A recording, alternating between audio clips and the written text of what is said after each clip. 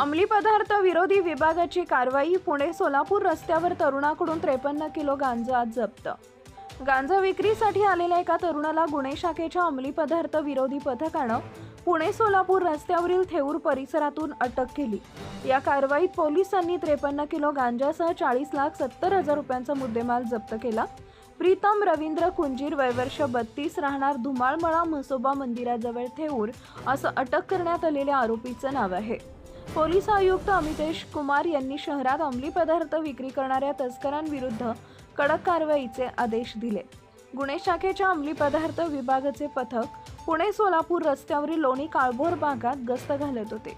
त्यावेळी एक जण मोटारीतून गांजा विक्रीसाठी येणार असल्याची माहिती तपास पथकाला मिळाली. त्यानंतर पोलिसांनी थेऊर फाटा परिसरात बुधवार 11 मार्च रोजी पहाटे सापळा लावला. पहाटे 5च्या सुमारास मोटारीतून आलेल्या कुंजीरला ताब्यात घेण्यात आले. मोटारीची तपासणी करण्यात आली तेव्हा मोटारीत गांजा सापडला. कुंजीर याच्याकडून 10,60,000 रुपयांचा 53 किलो गांजा तसेच 30 लाख रुपयांची महागडी मोटार असा 40,70,000 रुपयांचा मुद्देमाल जप्त करण्यात आलाय.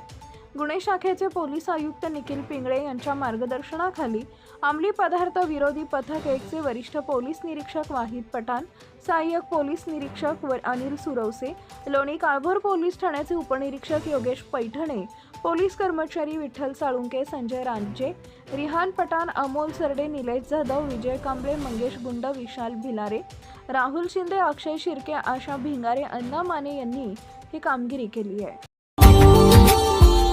Subscribe now and press the bell icon. Never miss an update.